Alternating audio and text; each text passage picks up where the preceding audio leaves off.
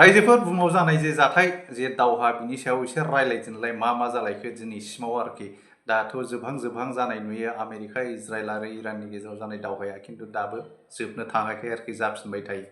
जोबहां जायो आरो जाफिनो आरोखि दा बेनो सोलिगासिनो दं आरोखि दा बे माब्ला जोबगोन जों दा बेखौबो समजों लोगोसे नेना थानांगोन आरोखि ओरैहाय बेराफारसे रासिया आरो इउक्रेन बेयावबो माने बोसोर जाबाय नङा होमबा रायजोफोर दा जों बेखौबो मिथिगौ खिन्थु दासिमबो मोननै हादोरनि गेजेराव जे मिलायलायनाय गैया सिजफायार माबा गैथ'वा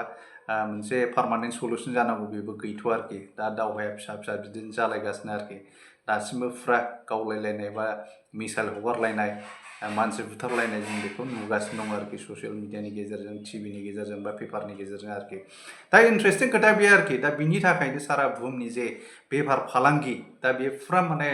थाबथानानै दंजोबो गोजौ गाहाय जालाजोबनानै दंबाय जे बुस्थुखौ जों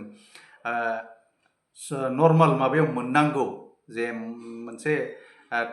पेट्रल होन डिजेल होन गेस होन जे मोनसे नर्माल प्राइसआव मोननांगौ दा बे बुस्थुआ बिदि क्राइसिस जानायनि थाखायनो बुहुमनि जे बिजनेस बेफोर फुरा थाबथाजोबनानै दं जायाव माने दामा बारायगासिनो आरोखि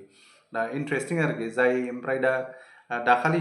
जे एसे सिरि जानाय समावहाय जे थाव गोथांनि दामा 93 पइन्ट सामथिंआव गोग्लैनानै फैबायमोन दा बियो दिनैनि दिनावहाय आरो मोनसे बारायफिननायखौ जों नुनो मोन्दों आरोखि मानो होननानै बुङोबा आमेरिका आरो इरानजों आरो इजराइलजों दावहाया जाफिनहां मैया दाखालिनि जे मैयानि घटना दा बेहाय मोनसे मिसाइल गावलायलायनाय जानाय जाथाया जाफिनो आरोखि दा बेवहाय जे थाव गोथांनि दाम बियो आरो 96 सामथिं बिदि आरोखि बारायफिनदों आरोखि दा बिदिनो बारायलाय गाहाय जालाय खमायलाय बारायलाय खमायलाय बिदि जागासिनो दं आरोखि जायनि जाहोनाव जों सारा बुहुमनि जे पाब्लिकफोर बिसोर फुरा गाज्रि धोरोमनि माने भुगिनांगासिनो दं आरोखि नङा होमबा रायजोफोर दा इन्ट्रेस्टिं खोथाया बे आरोखि दा इराना आमेरिकानि जे माखासे जायगाफ्राव कुवेतनि माखासे जायगाफ्राव फुरा बेस खालामनानै दंमोन जाहैबाय बिसोरनि जे प्रपार्टिसफोर आमेरिकानि दा बाहाय बिसोर मिसाइल गावनानै इराना मिसाइल गावनानै फुरा माबा खालामदों जाहैबाय आरोखि दंस' खालामदों जाहैबाय माखासेफोरखौ जे इन्टारसेप्ट खालामनोबो हादों आरोखि गावख्लायफिननोबो हादों मिसाइलफोरखौ दा बिदि होननाय खोनादों ससियेल मिडियायाव जों नुदों पेपाराव जों नुदों दा बे आरोखि ओमफ्राय ओरैहाय बाहरेन होननाय जायगायावबो इराना हामला खालामदों आरोखि मिसाइलजों दा बेनि एगेन्स्टै आमेरिकायाबो इराननि मोनसे आइलेन्डखौ जायाव माने बिदि थाव गोदान दोनथुमग्रा जायगा बेहाय फुरा मिसाइल गावनानै डिस्ट्रय खालामनायखौ जों नुनो मोन्दों बा खबरखौ मोन्दों आरोखि ससियेल मिडियानि गेजेरजों बा निउस बा टिभिनि गेजेरजों आरोखि दा बे आरोखि दा बबे समाव माला सलुसनाव फैगोन रायलायनायाथ' सोलिगासिनो दं बे रायलायनाया माब्लासिमाव जोबथा स्टेजाव फैगोन जों दा बेखौ समजों लोगोसे नेनानै थानांसिगोन आरोखि ओरै बेराफारसे रासिया आरो इउक्रेन बोसोर जाबाय नङा होमबा रायजोफोर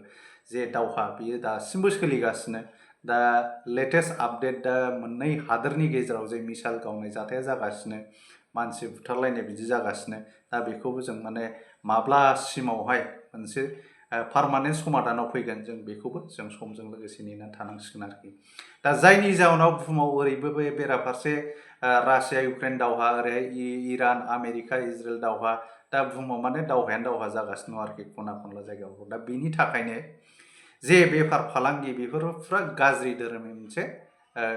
नांफाजोबगासिनो दं आरोखि गोग्लैफागासिनो दं आरोखि दा जायनि जाहोनाव जों कमन पाब्लिकआ साधारन मानसिफ्रा एखे गाज्रि धोरोमै माने नांफागासिनो बा भुगिनांगासिनो आरोखि ओरै जे पेट्रल डिजेलनि दाम